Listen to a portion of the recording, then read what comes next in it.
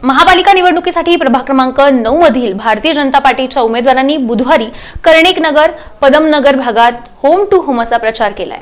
प्रभाग क्रमांक 9 मधील भारतीय जनता पार्टीचे अधिकृत उमेदवार मेघनाथ एमुल, शेखर इगे, पूजा श्रीकांत वाडेकर, कादंबरी मंजेली यांनी प्रचारात आघाडी घेतली असून बुधवारी कर्णिक नगर, पद्मनगर, स्वातंत्र्य सैनिक नगर या भागात होम टू होम प्रचार केला।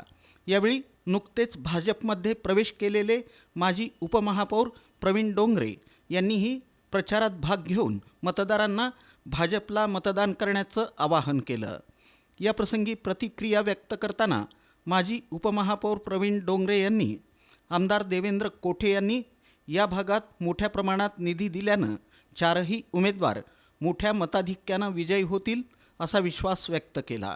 हा रिस्पॉन्स पाहता मला वाटतं हे लोक 2 ते 2.5 हजाराच्या दरम्यान जादा मतांनी विजयी होतील एक असा विश्वास आहे। काही वर्षापूर्वी काही काळामध्ये चारही उमेदवार भारतीय जनता पार्टीचे निवडून आले होते, परंतु लोकांची थोडी नाराजी होती। मेघनाथ एमुलसारखे माजी नगरसेवक, माजी स्टँडिंगला सदस्य आणि महापालिका गाजवलेले उमेदवार असल्यामुळे लोकांचा एक विश्वास आहे की भारतीय जनता पार्टीकडून चांगल्या प्रकारे काम केलं जातं आणि महाराष्ट्रात भारतीय जनता पार्टी सत्ता आहे, केंद्रात सत्ता आहे, त्यामुळे सोलापूरला सत्ता का देऊ नये असा एक लोकांचा विचार तयार झाला।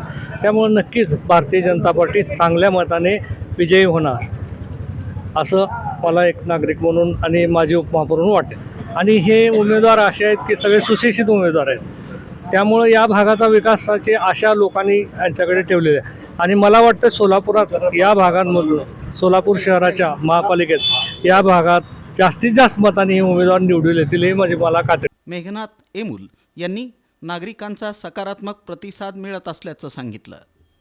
महाराष्ट्र शासनाचे विकासाची कामं आणि आमदार देवेंद्रदादा कोठे यांचे विकासाचे कामं आम्ही सोबत घेऊन लोकांपर्यंत सांगण्याचा आम्ही प्रयत्न करत आहे।